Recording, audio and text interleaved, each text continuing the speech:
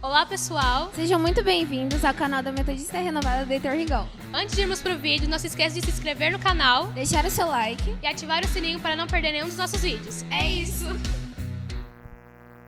Então, vamos começar a mensagem em Atos, capítulo 7, versículo 53.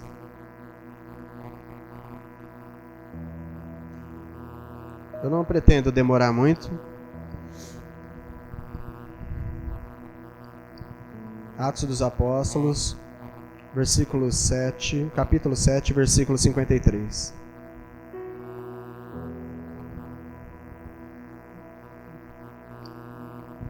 E fala assim, ó.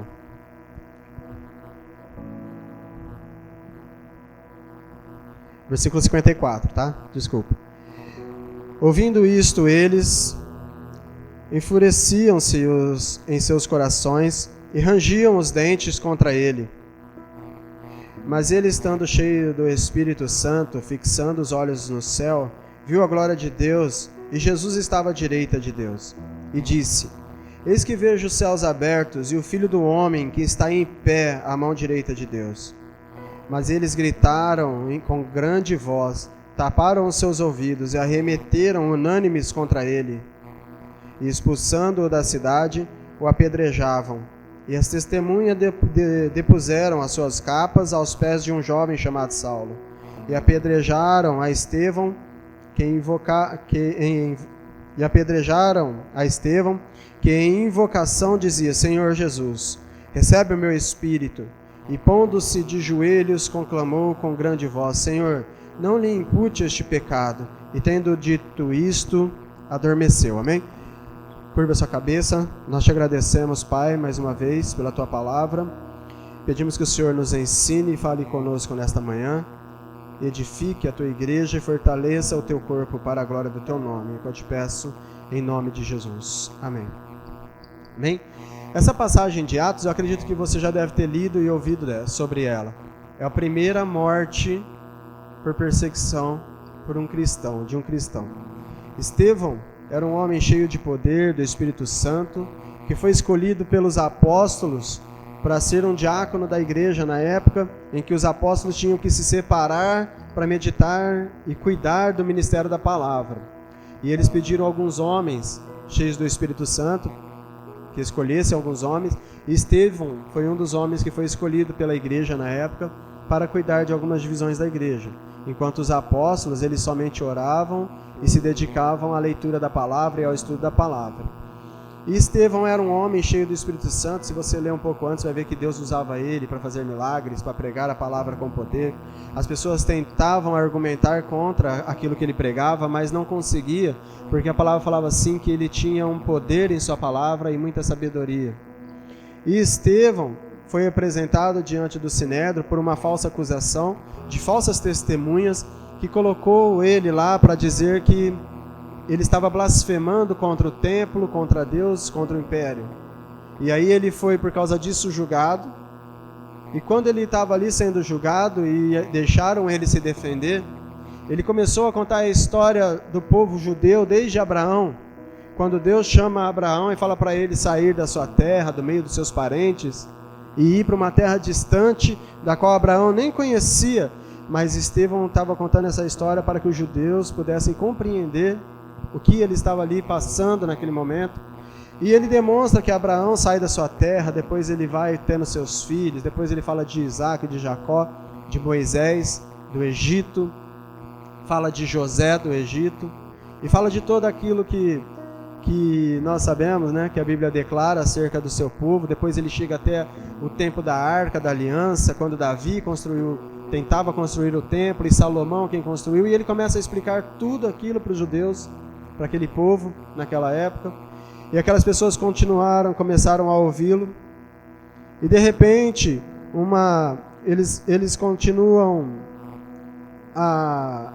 ele continua a pregar, e depois eles começam a comparar as pessoas que ali estavam perseguindo ele com as mesmas pessoas que andaram com esses homens, que eram pessoas de serviço dura, de coração duro.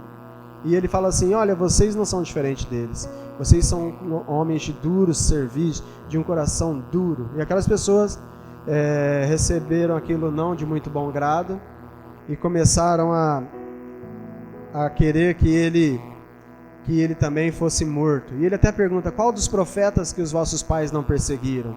Qual dos profetas que vocês não mataram? E aí as pessoas começam a ouvir e falar assim: não, eles não se confortaram com aquela palavra, com aquela acusação de Estevão.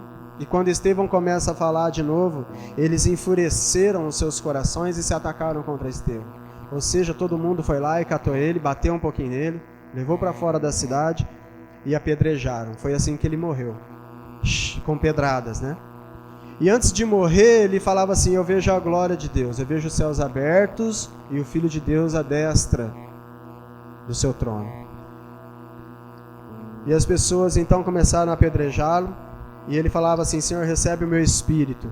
E do mesmo jeito como Jesus na cruz olhou para aquelas pessoas que o prenderam lá e falou para eles: olha, Pai, não lhe imputa esses pecados. Mas ele era um homem tão cheio do Espírito Santo que naquele momento ele conseguiu perdoar aquelas pessoas por fazerem coisas que não sabiam. Se nós analisarmos e olharmos para o Evangelho de Cristo, quando Cristo chama as pessoas para segui-lo, ele nunca prometeu uma vida fácil. Ele nunca prometeu que nós seríamos ricos, teríamos casas grandes ou casarões.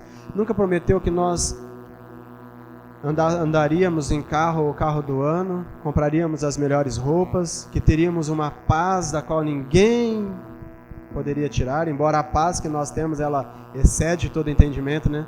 Que em meio à tribulação nós conseguimos ter paz, mas não a paz que o mundo oferece. Mas mesmo assim, quando nós olhamos para o Evangelho de Jesus, ele fala assim: olha, no mundo vocês vão ter aflição, mas tenham bom ânimo. Jesus, ele nunca prometeu uma vida fácil para nós, mas ele sempre falou assim: tenham bom ânimo, porque eu estarei com vocês até a consumação dos séculos, porque eu venci o mundo. Ele sempre deu uma palavra de conforto e de esperança para que nós pudéssemos permanecer naquilo que ele nos chamou. Por quê? Porque não seria fácil andar com Cristo. Um exemplo disso seria Estevão, o primeiro mártir da igreja.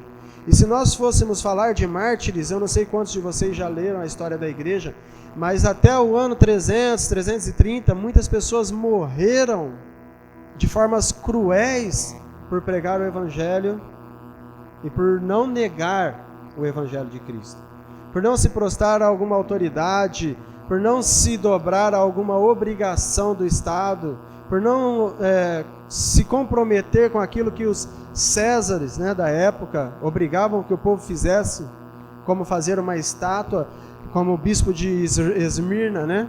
Quem já leu Apocalipse em Esmirna, o anjo de Esmirna? O bispo de Esmirna, como ele, Policarpo, né?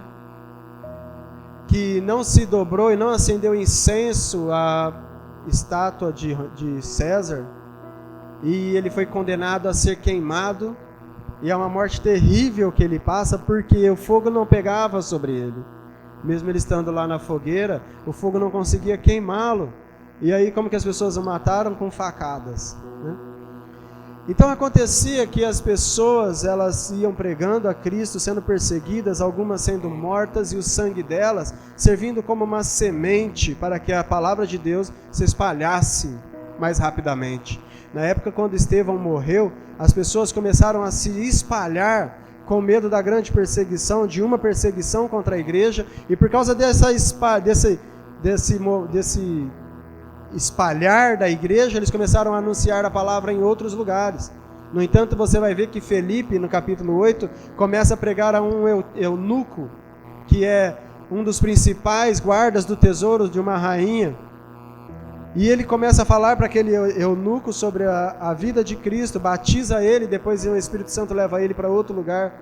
E a igreja está pregando em outros lugares. No entanto, quando Pedro, João chegam em outra cidade, tinha pessoas lá que já estavam sendo batizadas, e eles vão lá e põem a mão sobre eles para que eles recebam o Espírito Santo, que tem até a história do mágico Simão, né, que pede e roga para ele, por dinheiro, que lhe dê esses dons também. Então você vê que a igreja começa a se espalhar depois de um sangue, de um justo ser derramado também na terra, como uma semente, como uma árvore que produz e cresce os seus ramos e se espalha. E nós chegamos até aqui, graças ao sangue de muitas pessoas e muitos mártires, e muitos morreram para que a palavra de Deus estivesse aqui conosco hoje. Mas não porque eles queriam morrer, mas porque as pessoas não aceitavam aquela mensagem que eles traziam e não se curvavam diante de autoridades que contradiziam a vontade de Deus, e por isso essas pessoas eram condenadas, mortas, até com falsos testemunhos, como foi o caso de Estevão, para que fosse apedrejado até o final. E é interessante nós analisarmos isso, porque já realmente Jesus falou e alertou o seu povo: olha, se eles odiaram o dono da casa, com certeza eles também maltratarão os seus servos. Não se preocupe com isso. Se eles odiaram a mim, eles também vos odiarão. Mas se eles me ouviram, eles também ouvirão vocês.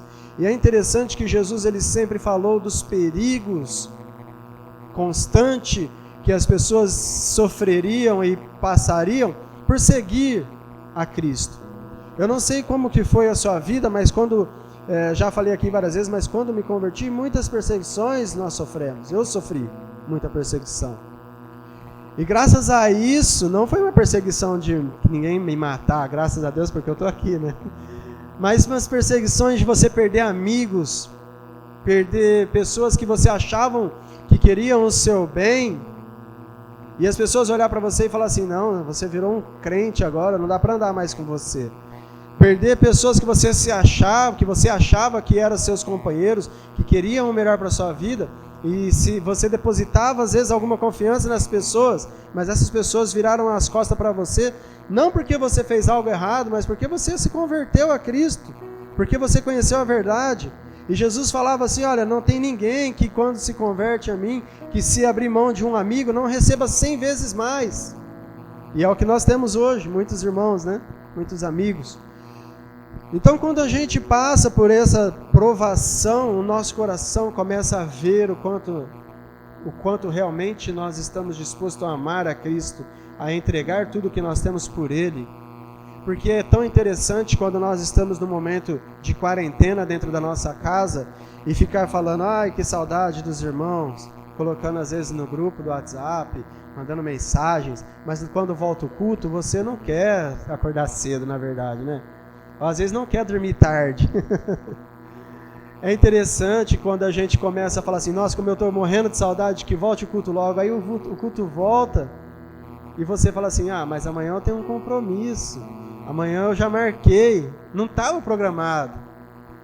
Ontem quando nós estávamos indo embora da praça, eu estava conversando com o meu filho e falando para ele, né, sobre compromisso. E eu acho, não sei se eu sei conversar com criança direito, mas eu estava falando para ele, falei: não, filho, o seu compromisso é com Deus, e tudo as outras coisas não vão se encaixar Deus nessas coisas, mas você encaixa essas coisas conforme a sua disponibilidade, porque o compromisso que você tem primeiro é com Deus, e depois com as outras coisas, porque a Bíblia fala assim para nós, em Mateus 6, não é? Capítulo 6, versículo 33, busque em primeiro lugar o reino dos céus, e a sua justiça, que as outras coisas serão acrescentadas. E eu estava falando para ele que tudo isso que as pessoas oferecem para ele, não vai acrescentar em nada a sua vida, mas o que ele tem que fazer em primeiro lugar é buscar a Deus, como o próprio Deus falou a Josué: olha, não se aparta de ti este livro, mas medita nele de dia e de noite, e tendo cuidado de guardar tudo que nele está escrito. Seja forte e corajoso. Por quê? Porque eu sou contigo. E eu estava explicando isso para ele. Eu falei assim, aí eu perguntei para ele: por que você acha que poucas pessoas foram lá? Ele falou assim: porque as pessoas tinham outro compromisso. Aí eu falei assim: mas qual que é o maior compromisso que nós devemos ter? Ele falou: tem que ser com Deus, pai. Eu falei: então tá bom. Não tem problema das pessoas terem outro compromisso, lógico que não. Mas eu quero que você entenda que os seus compromissos, a prioridade de todos eles é Deus, é buscar a Deus. E depois que você buscar a Deus, você vai atrás dos seus compromissos. Porque a primeira coisa que nós temos que fazer, como a palavra de Deus fala: buscai ao Senhor, amará ao Senhor teu Deus de toda a tua força, de todo o teu entendimento, de toda a tua força e entendimento. E depois você vai fazer uma coisa que é semelhante a isso, que é amar o teu próximo como a ti mesmo. Eu não sei se ele entendeu, que eu acho que eu falei muito difícil, mas fez cara de quem entendeu, pelo menos, né? Mas às vezes nós somos assim. A gente está lá na nossa rede social, postando vídeo, foto, mensagens, com uma saudade tão grande dos irmãos, mas quando nós temos a oportunidade de estar juntos, nós temos outros compromissos antes disso. Então é a questão de nós sermos não somente nas redes sociais uma pessoa cristã ou feliz, mas nós sermos felizes e cristãos a todo momento. Nós demonstrarmos e termos um compromisso com Deus e com a igreja, não somente na rede social, mas em toda a nossa vida prática de cristão. De dedicar a nossa vida totalmente a Ele. Sabe por quê? Porque Ele morreu por nós numa cruz para que nós pudéssemos ser salvos. Não foi por causa de um trocado, não foi por causa de algo tão barato e tão simples que nós pudemos chegar até aqui hoje, depois de 1 ano de pandemia. Muitas pessoas morreram. Não foi por causa de uma sorte, ou porque você ficou trancado dentro de casa, ou porque você se cuidou, mas é porque Deus tem um propósito na sua vida. Mas é porque Deus guardou a sua igreja até o momento de hoje, até o dia de hoje. E se Deus permitir que nós venhamos, eu já falo isso toda vez, morrer, nós vamos estar com Ele. É a alegria maior que nós deveríamos ter de saber, olha, mesmo que eu vá deste lugar, a maior alegria é porque eu não vou precisar acordar na segunda-feira para trabalhar. Não vou precisar acordar na terça-feira para, né, ter que fazer alguma coisa. Não vou precisar publicar uma foto na internet para as pessoas verem que eu estou feliz, porque eu vou estar diante dele, totalmente diante dele. E é a necessidade que hoje que nós temos de entender que a vida nas redes sociais não representam a realidade, não expressam a realidade. Não existe uma forma de nós sermos cristãos virtualmente. E é por isso que é difícil às vezes a gente fazer um culto virtual. Porque na rede social todo mundo é bonito, todo mundo é bênção, ô glória, não é? Não tem um que coloca um problema lá, que fala assim, eu estou aqui passando minhas dificuldades, história triste, você não vê na internet. Você só vê história triste querendo te dar uma lição de moral para você se animar. Não tem história triste na internet. No entanto, é até assim que eles falam, se você quiser engajar seu perfil, coloque conteúdos. Mas as pessoas não estão atrás de conteúdos tristes. As pessoas não estão atrás de conteúdos que você vai falar assim, olha, qual dos profetas que os seus pais não mataram? Ou qual deles vocês ouviram? As pessoas não estão atrás de conteúdos de qual eles vão falar assim, olha, Jesus Cristo morreu para que todas essas pessoas que estão perdendo a vida pudessem ser salvas. As pessoas não estão acreditando mais nisso, mas não porque existe uma carência ou sei lá, um problema nessa mensagem, mas porque às vezes nós como igreja expressamos tantas coisas nas nossas vidas, nas nossas redes sociais e na nossa particularidade, na nossa vida pessoal, somos totalmente diferentes disso. E as pessoas olham e percebem isso. As pessoas entendem isso. Sabe qual que era o maior exemplo de Estevão? É que tudo aquilo que as pessoas acusaram ele era mentira, mas ele nem quis falar para as pessoas que era mentira, ele começou a pregar para eles sobre os profetas, sobre o que Deus havia feito com eles e através deles, e o porquê ele estava ali falando de Cristo que morreu pelos nossos pecados. E quando ele começa a falar disso e pergunta para aquele povo, qual desses profetas vocês não mataram? As pessoas se enfurecem, catam ele à força e jogam ele para fora da cidade e apedrejam. Uma morte violenta, né? Quem já levou uma pedrada na cabeça sabe quanto dói. Imagina levar várias, né? Todo mundo já levou uma pedrada na cabeça, eu acredito, né? Não? Você não sabe o que é bênção. Você vê o céu, estrela.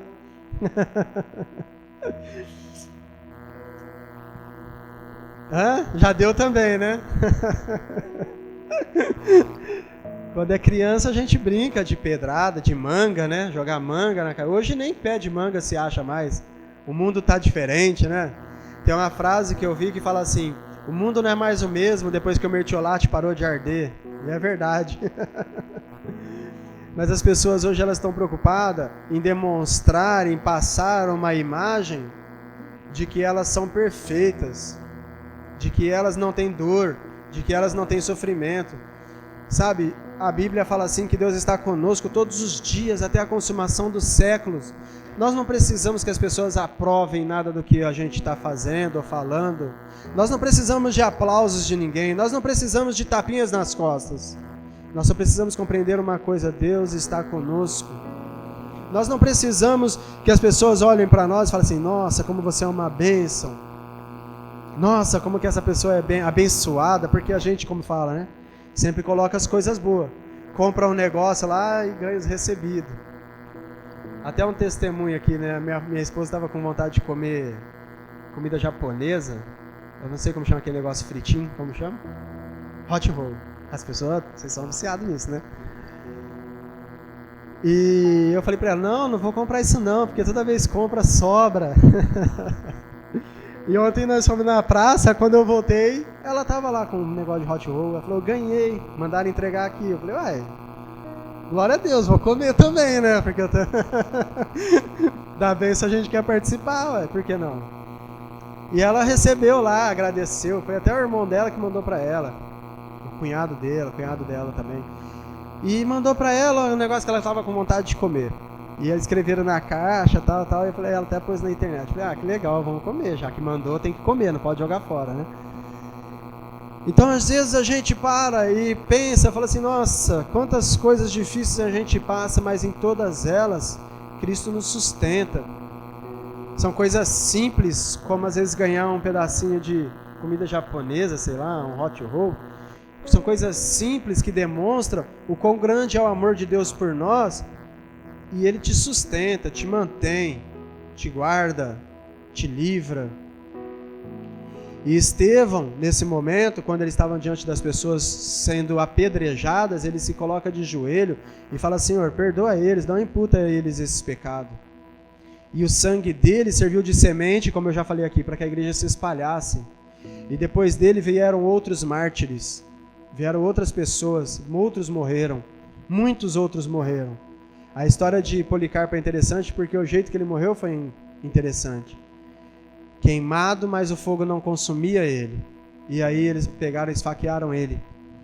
E naquela época, 60 anos depois de Cristo, 63 anos, houve um incêndio tão grande em Roma, quando se não me engano, Nero comandava Roma. E houve um incêndio tão grande de Roma que de 14 cidades, 10 foram queimadas. E o que eles fizeram? Acusaram os cristãos de tacar fogo na cidade. E foi aí que começou as perseguições. Pessoas sendo presas, mortas, torturadas e mortas de maneira terríveis. Pessoas que foram esquartejados com seus braços amarrados, puxados por cavalo, vivos. 4 cavalos esticando eles e arrancando seus membros.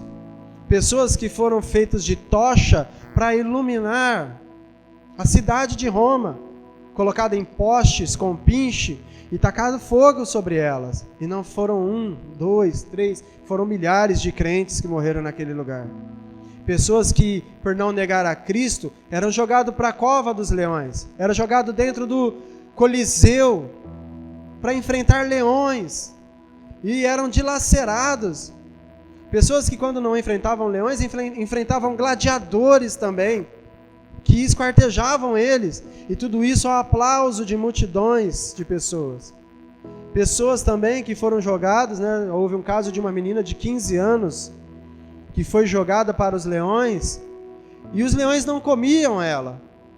Então tiraram ela de lá e mataram ela de outra forma, jogaram ela na fogueira, porque os leões começaram a ficar manso com ela. Quem lembra, né, da cova dos leões e Daniel? Acontecia naquela época, mas a igreja naquela época não estava preocupada em ficar pondo fotos, selfies, fazendo parecer bonito. Eles falavam era do sangue que foi derramado na cruz. Sabe do que eles eram acusados? De ser pessoas que comiam, de pessoas que eram canibais, porque eles celebravam a cruz, a morte e a ressurreição de Cristo, a ceia do Senhor. Comiam o corpo e bebiam o sangue de Cristo. E eles celebravam os seus cultos nas catacumbas de Roma, porque era o único lugar onde eles não eram perseguidos. Era o único lugar onde Roma considerava sagrado. Então eles não iam lá persegui-los. E eles estavam ali, buscando a Deus, orando, mesmo com o sangue sendo derramado de muitos irmãos. E hoje nós estamos preocupados em fazer totalmente diferente deles. Independente do que está acontecendo, a nossa maior necessidade é postar uma foto no Instagram, no Facebook, no Twitter, sei lá, qualquer rede social, dizendo que a gente está bem, está próspero. Dizendo que Deus está conosco, né? Glória a Deus por isso. Mas temos que entender que a igreja, ela sempre foi conduzida, vamos dizer assim, ela sempre crescia quando ela era perseguida. A igreja sempre se espalhava quando ela era perseguida. E não é diferente dos dias de hoje.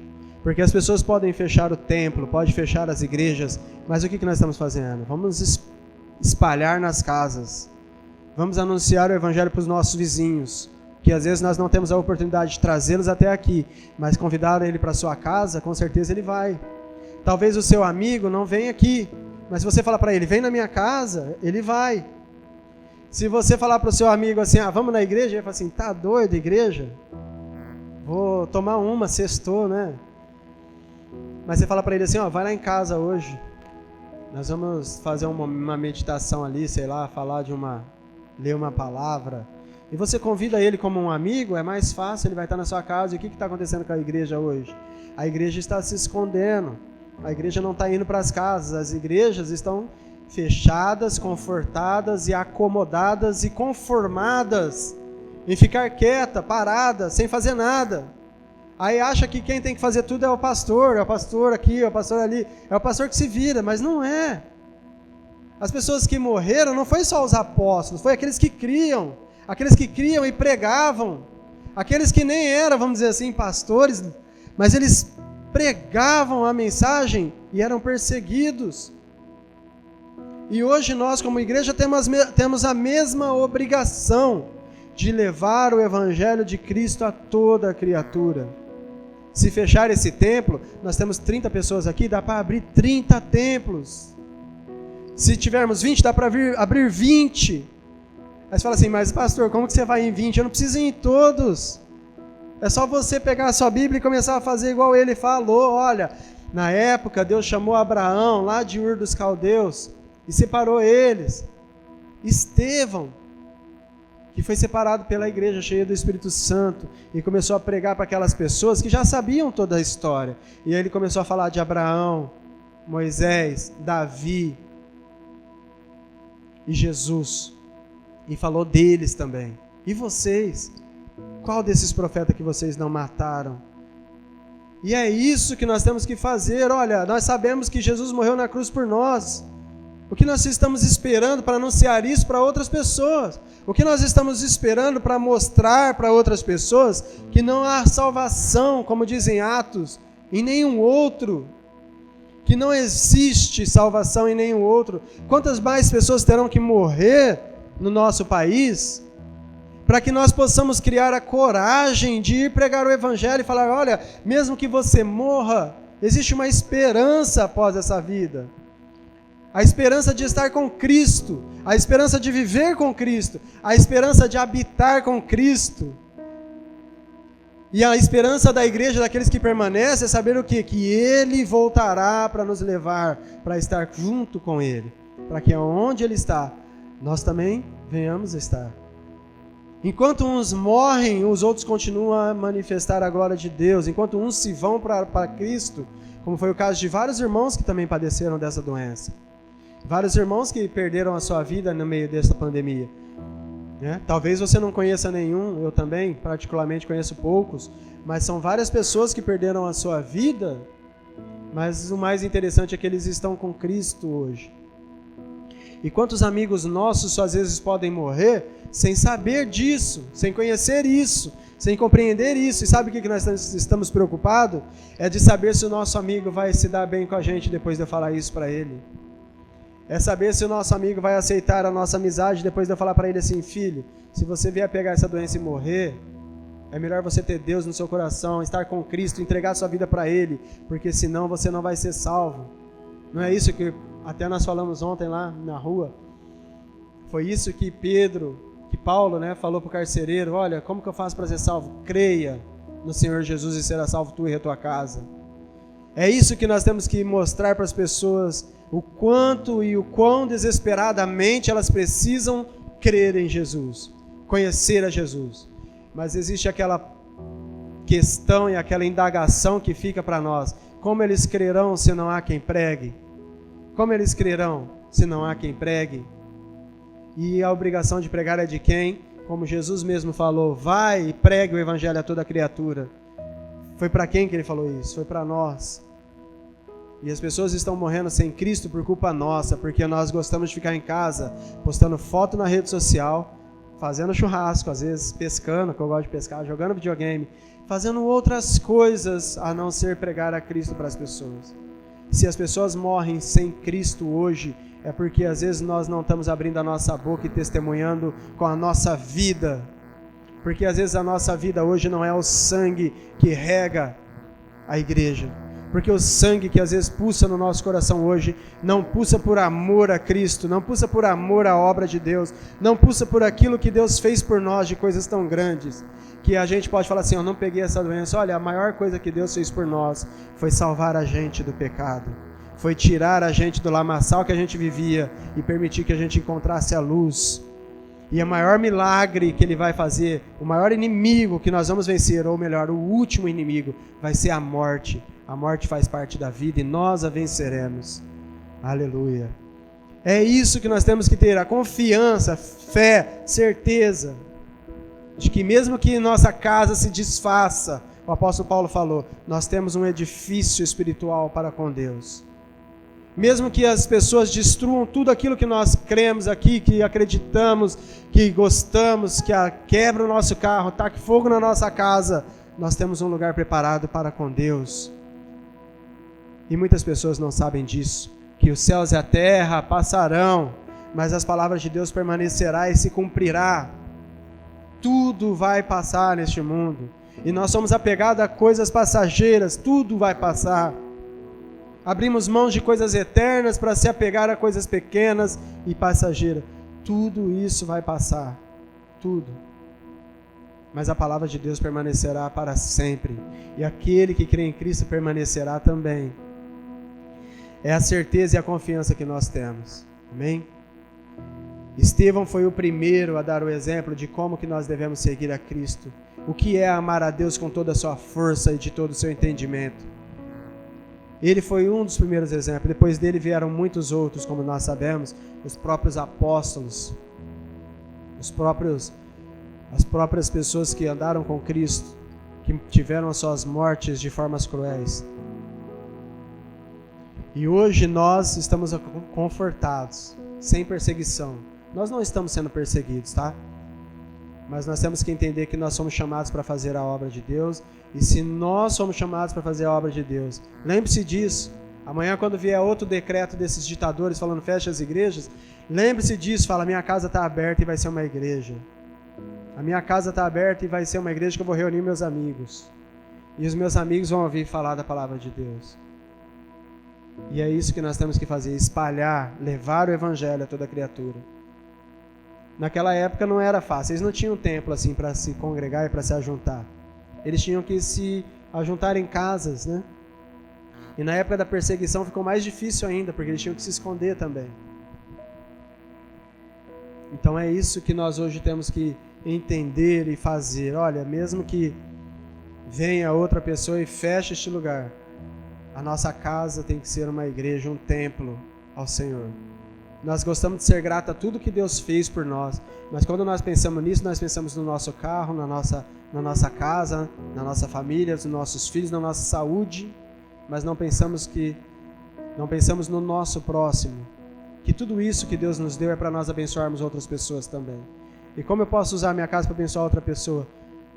Levando a palavra através dela, com ela, né? A outras pessoas. Como eu posso usar meu carro para abençoar outras pessoas? Levando a palavra através dele. É isso. É uma coisa simples, fácil de entender, mas tão difícil nos tempos atuais de se fazer. Porque nós estamos preocupados com a nossa imagem.